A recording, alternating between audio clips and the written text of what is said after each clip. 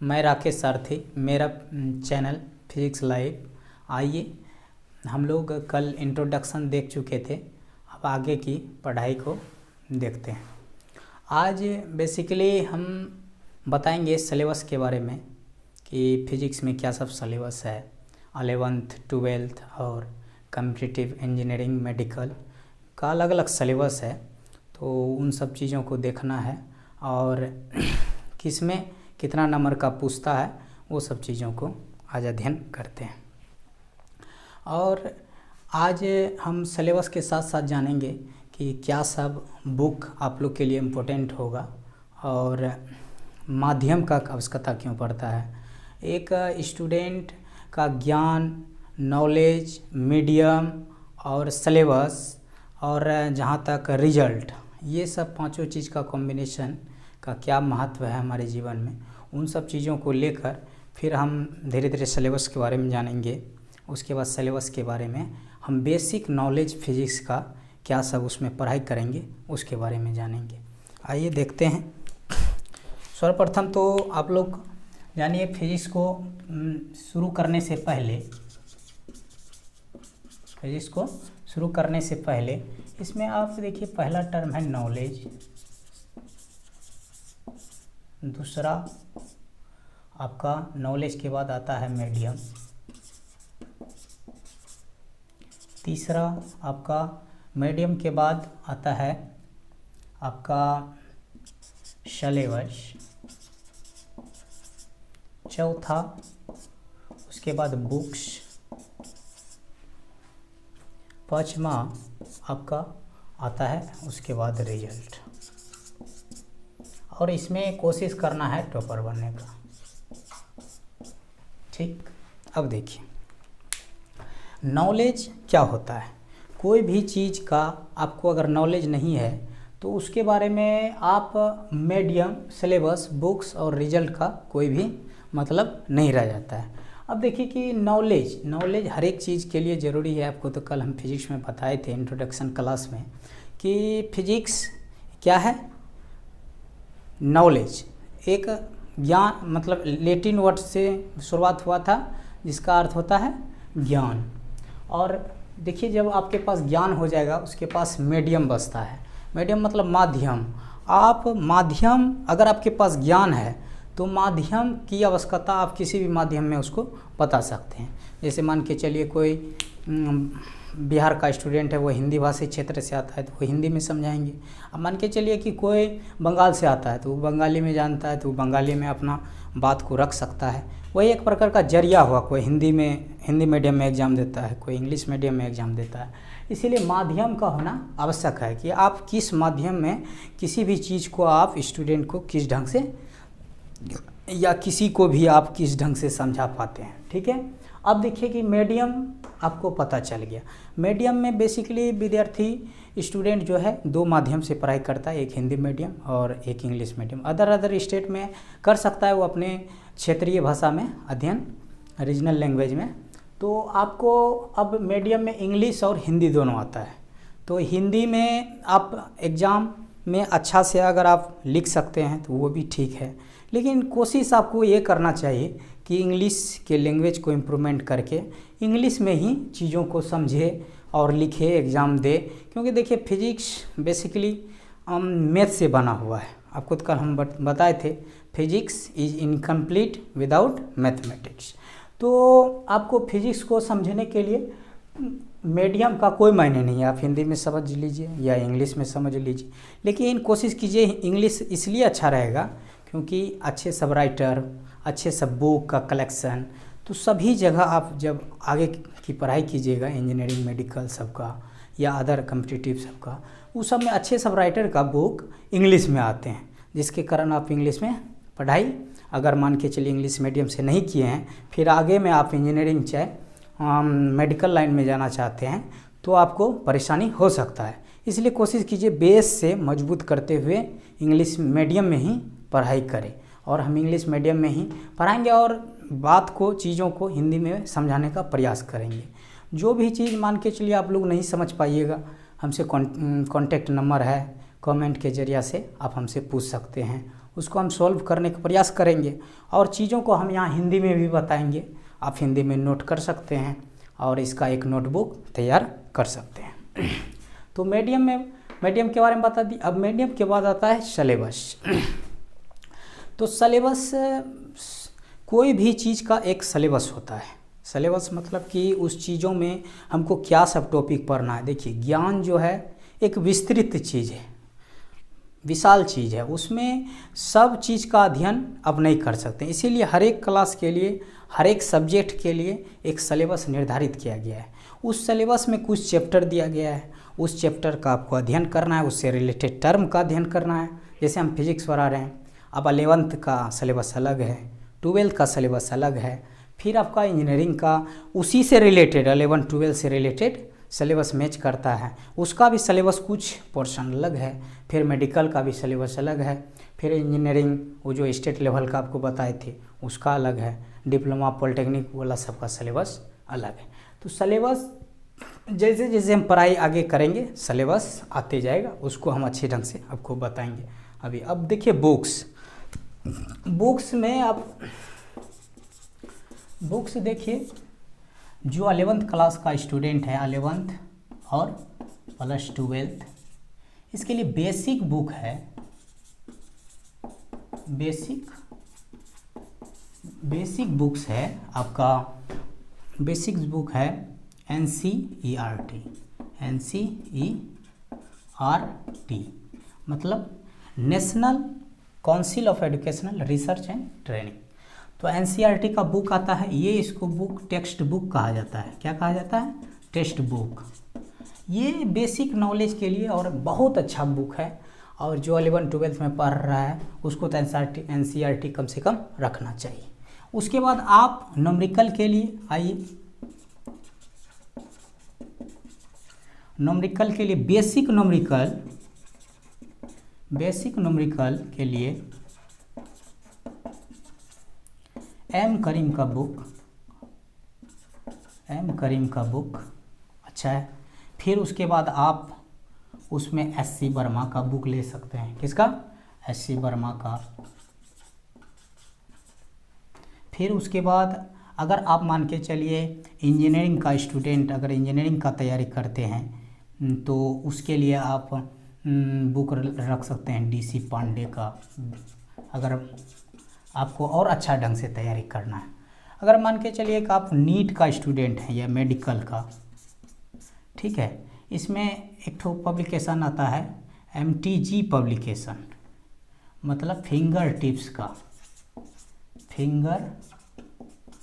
बोल रहे हैं, MTG पब्लिकेशन का बुक होता है। ठीक है, अब मान के चलिए 11 12 का बेसिक बुक क्या हो गया? NCERT, जो सबको रखना है प्रत्येक स्टूडेंट को। और न्यूमेरिकल के लिए बेसिक न्यूमेरिकल के लिए हम करेंगे, उससे थोड़ा सा टफ में जाएगा तो SC वर्मा।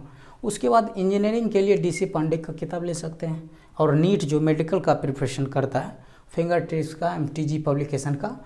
टॉपिक वाइज भी आता है, कुछ चैप्टर का स्पेशल 3-4 चैप्टर का कलेक्शन करके दिया जाता है। ये ऑब्जेक्टिव टाइप में बुक आता है, अवेलेबल है।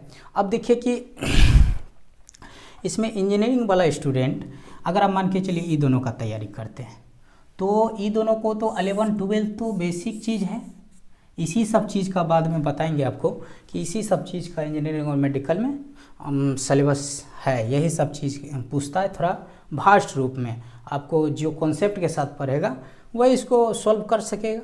अब देखिए कि इसमें इंजीनियरिंग और नीट का जो प्रिपरेशन करता है उसको हम एक ठो चीज़ और एक्स्ट्रा बताएंगे। जैसे मान के चलिए इसमें 10 years प्रीवियस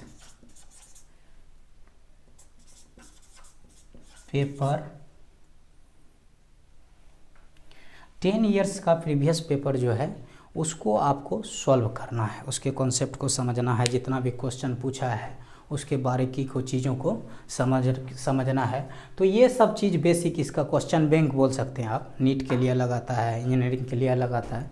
वो सब चीज़ लेकर आप अच्छी ढंग से तैयारी, जब आप 11 12 के कॉन्सेप्ट को आप अच्छे ढंग से समझेंगे तो आप जो है ये सब न्यूमेरिकल बुक आराम से अच्छा ढंग से बना सकिएगा। उसके बाद इंजीनियरिंग का बुक जो DC पांडे का एक कॉन्सेप्ट आपको देगा, वास्ट रूप में। फिर नीट का भी किताब पढ़िएगा। फिर 10 ईयर का प्रीवियस पेपर या 5 ईयर का भी प्रीवियस पेपर अगर आप बना लेते हैं तो आपका एग्ज़ाम में कोई तरह का दिक्कत नहीं होगा। तो अब देखिए कि जब आप चीज़ों को नॉलेज का मतलब समझ गए, मीडियम का क्या मायने रखता है ये समझ गए, सिलेबस अभी आपको हम बताएंगे बारीकी से, किसी भी चीज़ का अगर आप सिलेबस जान गए, फिर आपका किताब के बारे में जो सब किताब ज़रूरी चीज़ है। देखिए एक स्टूडेंट का बुक्स जो है वो महत्वपूर्ण हथियार है। बुक्स के बिना में आप यही जानिए कि कोई सैनिक युद्ध भूमि पर जाए और हथियार ही नहीं ले जाए, बात बराबर हो जाएगा। तो आप बुक्स इसीलिए ज़रूरी है। अब देखिए अब सारा चीज़ हो गया, आपके पास नॉलेज है, बुक्स है, सिलेबस है, मीडियम है, आपके मान के चलिए एक अच्छा स्टूडेंट का मीडियम इंग्लिश ही होता है। तो उसके बाद रिजल्ट देखिए कि रिजल्ट में टॉपर बनना आसान तो नहीं है, क्योंकि सभी पढ़ाई करते हैं, उसमें से कोई एक ही टॉपर कर सकेगा। इसीलिए कोशिश ये करना चाहिए कि अधिक से अधिक मार्क्स उठाए, अधिक से अधिक चीज़ों का कॉन्सेप्ट को सीखे और अच्छे ढंग से साफ़ सुथरा से लिखावट को भी अपना शुद्धिकरण में लाए। मतलब एक होता है एक स्टूडेंट की लिखावट ही शुद्ध नहीं है, उसके पास नॉलेज है बहुत, तो वो भी पिछड़ जाता है। क्योंकि देखिए कि कोई भी टीचर है जब कॉपी चेक करते हैं उसका पहला इम्प्रेशन जाता है लिखावट अगर आपका अच्छा है तो टीचर को लगता है ये अच्छा स्टूडेंट होगा। इसीलिए लिखावट पर भी विद्यार्थियों को शुरू से ध्यान देना चाहिए। तो लिखावट अगर अच्छा है, नॉलेज है आपके पास, तो कोई दिक्कत नहीं टॉपर बनने का। और एक तो सबसे बड़ा चीज़ आता है शैली, लिखने का कला। मान के चलिए कोई स्टूडेंट है, आपके पास भी वही ज्ञान है, उसके पास भी वही ज्ञान है। जैसे कि न्यूटन्स का गुरुत्वाकर्षण का सिद्धांत आपको पूछा, वो सेम है, साइंस में तो एक ही रहा था। अब लिखने का शैली है, तो लिखने का शैली अगर जिसके पास है, उसमें हम बताएंगे आगे, तो किस ढंग से लिखा जाता है एग्ज़ाम में, उस अनुसार से आप लिखिएगा तो टॉपर बन सकते हैं। क्योंकि हम भी अपने समय में टॉपर रह चुके हैं, तो इसीलिए एक टॉपर ही आपको अच्छा सा नॉलेज टॉपर वाला दे सकता है। तो आइए आगे अब हम सिलेबस का 11th का सिलेबस के बारे में जानते हैं। आइए दोस्तों अब आगे देखते हैं। तो सर्वप्रथम आप यह जान लीजिए कि मेरा जो चैनल है वो 11th और 12th कॉम्पिटिटिव के लिए है। तो अब जो है अगले सप्ताह से 3 दिन आपका 11th का वीडियो अपलोड होगा। मंडे, वेडनेसडे और संडे को 11th का वीडियो अपलोड होगा, और फ्राइडे और सैटरडे को 2 दिन अभी तत्काल 12th का वीडियो अपलोड होगा। तो जैसे जैसे आगे बढ़ेंगे तो इसमें चेंजिंग होने की संभावना है, लेकिन अभी फ़िलहाल जो है बेसिक सब चीज़ 11th का अध्ययन करेंगे। इसीलिए हम 3 क्लास रखे हैं आपका 11th का अगले सप्ताह से, इस सप्ताह के बाद। तो और फ्राइडे और सैटरडे को 12th का वीडियो अपलोड होगा। तो 12th का वीडियो, अब जो 11th का बच्चा 12th में गया है इस बार, जो 2023 में एग्ज़ाम देगा 12th का, उसके लिए है। तो उसमें शुरू से बताएंगे हम, और शुरू से सिलेबस इसी तरह जैसे 11th में बता रहे हैं। और 11th का वीडियो तो मंडे, वेडनेसडे और संडे को। अब आइए आगे जानते हैं फिजिक्स के बारे में और उसके सिलेबस के बारे में, 11th के फिजिक्स के बारे में और उसके सिलेबस के बारे में कि क्या सब चैप्टर 11th में हम लोग को पढ़ना है और किसका कितना महत्व आगे है। आइए देखते हैं। तो 11th फिजिक्स का सिलेबस, तो इसमें देखिए बेसिक सर्वप्रथम जो है हम लोग को बेसिक मैथमेटिक्स टूल्स होता है। आपको तो हम बताए हैं कि फिजिक्स जो है मैथ के बिना क्या है, इनकम्प्लीट। इसलिए मैथ का नॉलेज फिजिक्स में बहुत इम्पोर्टेंट रखता है। तो मैथ एक ब्रिज का काम करता है। मैथमेटिक्स जो है फिजिक्स में क्या करता है, एक ब्रिज का काम करता है, जो कि आगे बढ़ने में आपको सहायता प्रदान करता है। तो उसी में मैथमेटिक्स टूल्स है, उसमें बहुत सारा चीज़ आप लोग को हम बताएंगे, बेसिक सब चीज़, जिसके कॉन्सेप्ट को आप समझिएगा तब आगे आपको फिजिक्स में कोई तरह की परेशानी नहीं होगा। अब इसमें देखिए कि ये कोई चैप्टर नहीं है, ये आप लोग को आगे का चैप्टर 11, 12 को समझने के लिए बेसिक मैथमेटिक्स टूल्स की मतलब नॉलेज का आवश्यकता है। अब देखिए इसमें पहला चैप्टर है फिजिकल वर्ल्ड, मतलब भौतिकी दुनिया, भौतिकी दुनिया। तो इसमें आप जानिएगा कि किन सब साइंटिस्ट का योगदान सर्वाधिक रहा, मतलब फिजिक्स को आगे बढ़ाने में। और आप भौतिकी के बारे में जानिएगा, जो बेसिक कुछ पार्ट आप इंट्रोडक्शन क्लास में जान चुके हैं। और इसमें जितना भी आगे इसमें तो कॉन्सेप्ट नहीं है फिजिक्स के बारे में, इतिहास है, कैसे फिजिक्स का उत्पत्ति हुआ, किन सब वैज्ञानिकों का योगदान है, और भौतिक का जीवन में क्या महत्व है, और एक एक बिंदुओं को गहराई से इसमें बताया गया है फिजिकल वर्ल्ड में। अब दूसरा चैप्टर आपका है यूनिट एंड मेजरमेंट। तो इसमें आप मात्रक और उसके बीमा, ये सब यूनिट और डायमेंशन के बारे सब में अध्ययन कीजिएगा। और प्रत्येक फिजिकल क्वांटिटी का अपना एक यूनिट होता है, एक डायमेंशन होता है, उसको यूनिट हुआ और डायमेंशन हुआ, हम ये अच्छी ढंग से निकालने आप लोग को सिखाएंगे यूनिट्स एंड मेजरमेंट में। अब देखिए कि तीसरा चैप्टर है मोशन इन स्ट्रेट लाइन, मतलब मोशन, गति के बारे में इसमें अध्ययन करेंगे। वो भी कैसा गति, स्ट्रेट लाइन में गति। जैसे कि कोई भी व्यक्ति अगर स्ट्रेट लाइन में गति करता है या कोई भी पार्टिकल, तो उसका अध्ययन हम किस में करेंगे, मोशन इन स्ट्रेट लाइन। अब देखिए कि मोशन इन प्लेन, अब देखिए ये भी मोशन है, मोशन मतलब गति। अब ये क्या होगा, प्लेन में होगा। प्लेन मतलब क्या हुआ, प्लेन मतलब हो गया आपका कि एक्स वाई प्लेन हो गया, फिर एक्स वाई जेड प्लेन हो गया, तो ये 2 डायमेंशनल प्लेन हुआ। तो ये सब चीज़ का अध्ययन इसमें हम मोशन इन प्लेन में करेंगे। तो लॉज ऑफ मोशन, इसमें हम अध्ययन करेंगे न्यूटन्स का लॉज ऑफ मोशन का, कि गति के नियम का अध्ययन करेंगे कि फर्स्ट गति का नियम क्या है, सेकंड क्या है और थर्ड क्या है, और इसके कॉन्सेप्ट को सीखेंगे, और इसका जो भी न्यूमेरिकल सब है, जितना भी चैप्टर का अच्छे ढंग से क्लियर आगे करवाएंगे। अब देखिए छठा चैप्टर है वर्क, एनर्जी एंड पावर। इसमें ऊर्जा, कार्य, ऊर्जा और शक्ति के बारे में अध्ययन करेंगे। तो इसका पूरा डीपली वर्क का क्या यूज है हमारे लाइफ में, अब इसमें सिखाएंगे। एक व्यक्ति मान के चलिए कि कार्य करते हुए भी और कार्य नहीं करता है, कैसे नहीं करता है, और ऊर्जा के बारे में, शक्ति का क्या महत्व है, शक्ति होता क्या है, ऊर्जा का हमारे जीवन में क्या महत्व है, ऊर्जा एक रूप से दूसरे रूप में कैसे कन्वर्ट करता है, ऊर्जा का लॉस नहीं होता है, ऊर्जा लॉस और लॉस होने के साथ गेन भी होता है। अब देखिए अगला chapter system of particles and rotational motion, मतलब किसी भी पार्टिकल के सिस्टम के बारे में अध्ययन करेंगे, और उसके रोटेशनल मोशन को, किसी भी पार्टिकल के अंदर चाहे बाहर कोई भी मतलब पार्टिकल कण किस प्रकार रोटेशन करता है, उसके बारे में 7वां चैप्टर में अध्ययन करेंगे।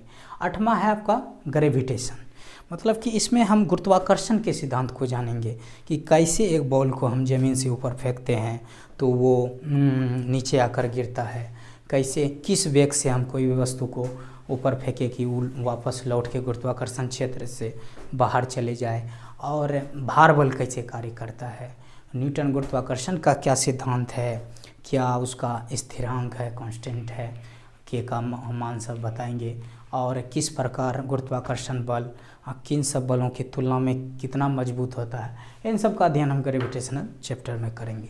अब आगे देखिए, ये सब जितना 8 चैप्टर है ये आपका वॉल्यूम 1 में आता है। वॉल्यूम 1 मतलब एनसीईआरटी जो हमारे टेक्स्ट बुक है उसमें आपका वॉल्यूम 1 में आता है, ठीक है, वॉल्यूम 1, ये 8 चैप्टर। अब देखिए आगे 9वां चैप्टर है मैकेनिकल प्रॉपर्टीज ऑफ सॉलिड, मतलब सॉलिड का क्या मैकेनिकल प्रॉपर्टीज है। मैकेनिकल प्रॉपर्टीज को हम इसमें जानेंगे। सॉलिड की बनावट क्या है, संरचना क्या है, एक सॉलिड पार्टिकल है तो उसमें मॉलिक्यूल कैसे रहता है, किस प्रकार वर्क करता है, उस सब का कॉन्सेप्ट किस में जानेंगे, उसके गुण को हम जानेंगे। मैकेनिकल प्रॉपर्टीज ऑफ सॉलिड, मतलब सॉलिड के बारे में ही अध्ययन इसमें करेंगे, उसके मैकेनिकल प्रॉपर्टीज के ओनली। उसके बाद मैकेनिकल प्रॉपर्टीज ऑफ फ्लूइड, इसमें हम लिक्विड के बारे में अध्ययन करेंगे, पृष्ठ तनाव क्या होता है, उसके बाद उत्प्लावन बल क्या होता है, इस सब चीज़ का अध्ययन, मतलब लिक्विड के मैकेनिकल प्रॉपर्टीज, उसका जो गुण है उसके बारे में अध्ययन हम किस में करेंगे, 10th चैप्टर में मैकेनिकल प्रॉपर्टीज ऑफ फ्लूइड में। अब देखिए थर्मल प्रॉपर्टीज ऑफ मैटर, पदार्थ का उष्मीय उष्मा का एक प्रॉपर्टीज होता है, गुण होता है क्या सब, तो पदार्थ के मतलब उष्मा गतिकी उष्मा का गुण के बारे में, प्रॉपर्टीज के बारे में अध्ययन करेंगे। थर्मल प्रॉपर्टीज ऑफ मैटर, किसी भी पदार्थ का हीट से क्या मतलब है, थर्मल से क्या मतलब है, वो सब चीज़ों का अध्ययन हम 11th chapter thermal properties of matter में करेंगे। अब देखिए अगला चैप्टर है थर्मोडायनामिक्स, उष्मा गतिकी। थर्मल प्रॉपर्टीज ऑफ मैटर और उष्मा गतिकी दोनों अलग अलग चीज़ है लेकिन रिलेटेड है, इसीलिए आप देख रहे हैं थर्मल प्रॉपर्टीज के बाद थर्मोडायनामिक्स दिया है।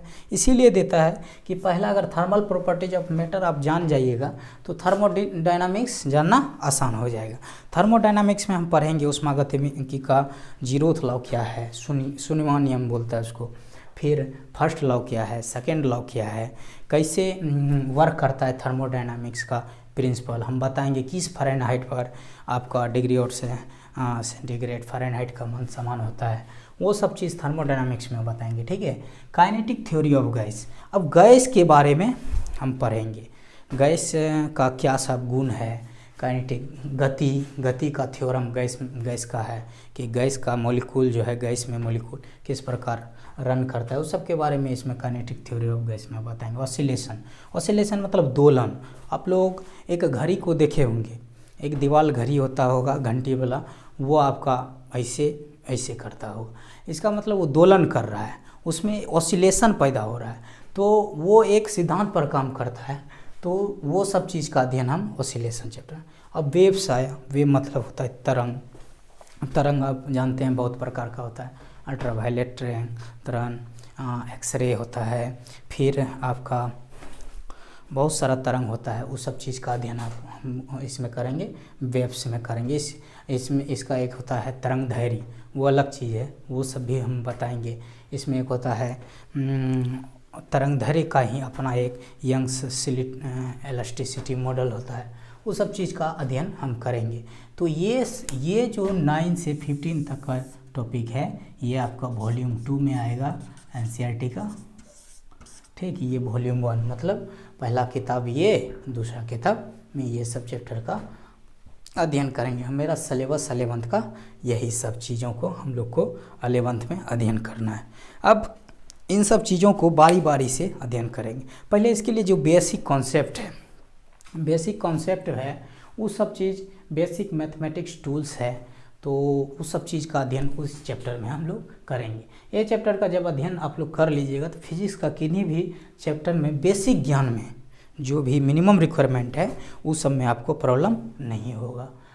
तो इन सब चीज़ों को आप अच्छी ढंग से नोट कीजिए, उसके बाद फिर आगे बताते हैं।